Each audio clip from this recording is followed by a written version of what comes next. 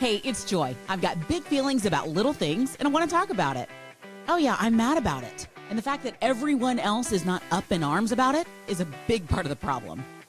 Oh, I bawled my eyes out, like I always do. It was the sweetest thing. Oh, it was the cutest thing. It was the funniest thing. Thanks for being here. Let's go. Hi, how are you? I'm so glad you're here. I am having a great time enjoying settling into the new season that we have here. I am very grateful that my cousin Lauren and I got to have a conversation recently that really focused me on the fact that the holidays are coming. And in that light, I have been really looking at my calendar and trying to do the things that I'm telling myself I'm going to do this holiday season, which is make sure I do the things I want to do and not do so many things that I can't enjoy it. Some of my stuff is already set. I had a dinner scheduled with a friend the other night, and it turned out to be one of the most interesting experiences I have ever had. And I want to tell you about it so that you can try to intentionally do the same thing. I'm going to give you a little bit of a background. This friend of mine, we have known each other for, over 15 years for sure. Over probably 20 years we've known each other. And we, started very surface, very just chit chat life, and then over time, I think he's probably very private. I don't even know that he's shy. I think he's really private. And it took a while. I think it probably takes a while for him with anybody to make sure you're a safe person, make sure you're a person with good intentions. So it took even me a long time to just show him that I am a safe person, that I care about him, and, that I'm not going to go tell everybody's business the second we finish eating at Chili's or whatever. And so same for me over time, I just started, our conversations would get a little deeper, and I'm always fine for that. I'll meet you on the subway and be like, what is the worst thing that ever happened to you? And let me tell you mine, like, let's just get right to it. But this developing over years is kind of cool just because it was really like by the time we became good, tight friends, there was a lot of trust already there. And there was a lot of history there, even if we weren't talking about it the whole time. So this is a person that I've known for a really long time. And he's one of those classics. I have a lot of relationships like this where it's like, I love you. I wish we could talk all the time, but we're adults that live pretty far away, and we both have jobs, and we both have families, and we both have responsibilities, and we both want to be in bed at like 8:45. So chances of us seeing each other and talking to each other monthly even chances are very low. We'll definitely text and we'll see each other probably twice a year. But we take advantage of those twice a years, and we know, hey, you know what? Good thing we still have jobs. Good thing we still have families that love us and want to spend time with us. And good thing we still get to go to bed at 8:45. Maybe not tonight, but tomorrow and last night. We stay respecting each other's preferences like that. So we had actually, this is all a cliche, right? We had planned something weeks ago that fell apart because of this scheduling, this one got sick, this one had a bad day, this one had someone in town. It's by the time it actually happens, it was another 2 months later, but we finally got something on the calendar. And since I had seen him, you know what? I just realized this person. This is the person that helped me buy my car. He likes that kind of thing, knows how to do that kind of thing, and agreed to help me because as much as I think I'm a competent person, I rarely buy a car. I mean, like every 10 years. So it's not a skill I have. So he worked out the deal for me, and I just sat next to him like a 50s housewife, just whatever you say, honey. Can I sign this? But he helped me with that. So that was the last time we saw each other. And a lot had happened in both of our lives since. So we were like, we need to catch up. So we start talking, and what ended up happening that night was such a beautiful example of how nice it is to have someone that has known you for a long time. So we literally started, he's like, just remind me again, like, where you're living, where you're working, I do know what you're driving, but because of recent events, where's your family? Like, update me on where is everybody and where are you and how are you? And where's your head at on this and this and this and this? Things we've talked about many times over the years. And as I start talking and listing and saying what's the status of certain things, where I am with this, where I am with that, he is looking at it from like a wide angle lens of having known me all these years. And he starts saying, that's unbelievable. That's amazing. What a blessing that is. Can you believe that? Did you know that's such a big, can you believe that? What about that? That's so cool. This is so cool. Because, I mean, we even talked about it recently, how it's very easy to take things for granted. Things that I'm used to having or have had for a long time, or a lot of people I know have. It's so easy to not have that right on the front of your mind, and to be grateful for it, but to stop and really let it soak in for a second of what a big deal that is in the world, in this state, in this day, to have people that care about you in this circumstance. You have the ability to do this. You have access to this. How cool is that?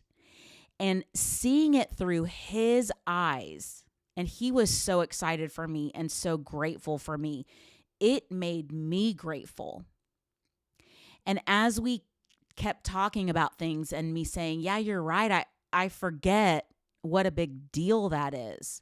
And for him to be able to say, yeah, it is a huge deal. Do you know how many people I know that wish this? Or do you know how long it took me to find that? Or this is the key right here. This is the key to someone that's known you for a really long time and loves you and knows what you're good at, and knows where you struggle, and knows those hard days that you've been through. He's like, don't you remember when you didn't have that? Don't you remember when you were looking for that? Don't you remember when you were praying for that? Don't you remember when you were telling me how frustrated you were that you didn't have that? That you weren't sure if that was going to happen? That you weren't sure if it was possible for that to work itself out? Don't you remember? Because I do remember. I remember you working at so-and-so job where you never felt safe. Or I remember you living in so-and-so place where nobody would make eye contact with you when you went to walk the dog.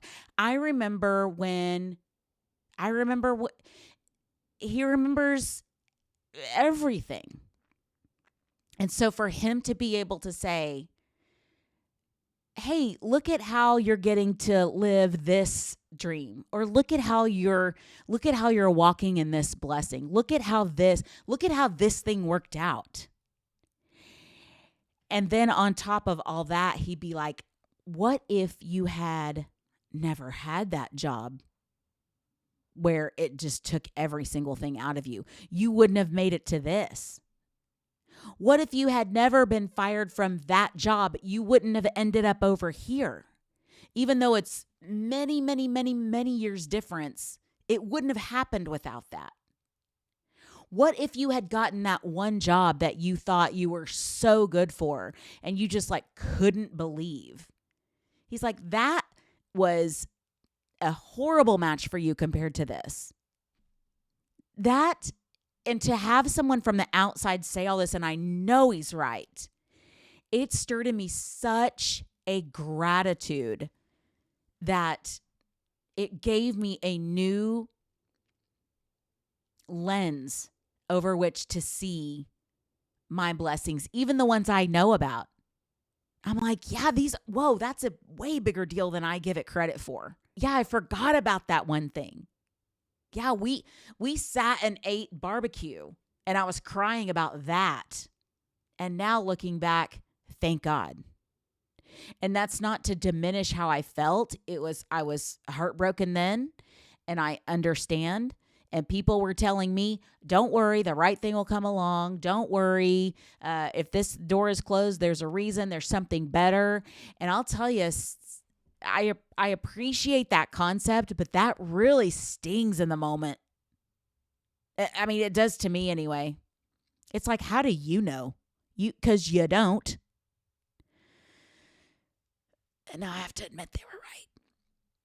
But of course I wanted you to be right. That's always what I wanted. I just couldn't believe it. Thank God you believed it for me, because I couldn't believe it at that time. So now I'm in a place to believe it for someone else.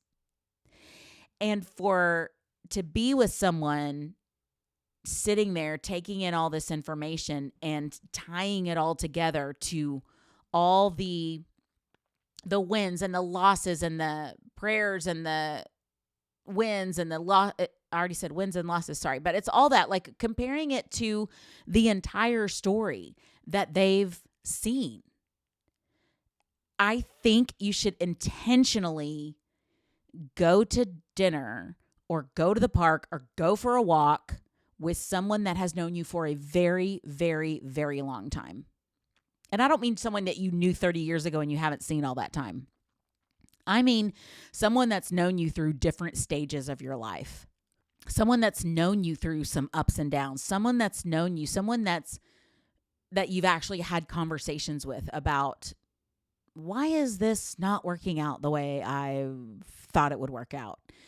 Because there's something to seeing it from a different point of view.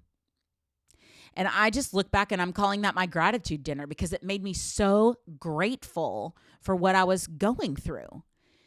And for not even what I was going through, what I had gone through and what I was in, even the challenges of that moment. It really reminded me that it does all end up working together for good. And as that was in my mind, I kept thinking, we should all do that. Everybody should do this, should have a dinner where they're like having gratitude for the things that they have.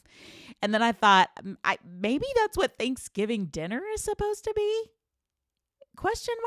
I mean, now that I'm saying it like that, I guess maybe that's the point. You know, I'm not a big Thanksgiving person. Sorry, I know there's a couple people that just are really fully into it. I don't know that there's that many of y'all, but it just has never been my thing. Now, I mean, do I love a sit-down dinner with like 4 really carby sides available to you? Yeah. Am I also going to throw on a dinner roll to that and a piece of pie? Yeah. Am I going to wash it down with sweet tea? I'm not even mixing half and half. I'm going all sweet that day. Yes, I am. And I'm thankful. But, you know, the history is a little, I mean, people love to like put eyes and a smiley face on a turkey. You know, turkey just has never done it for me. I mean, the fact that it has maintained itself as the center of this holiday shocks me to no end.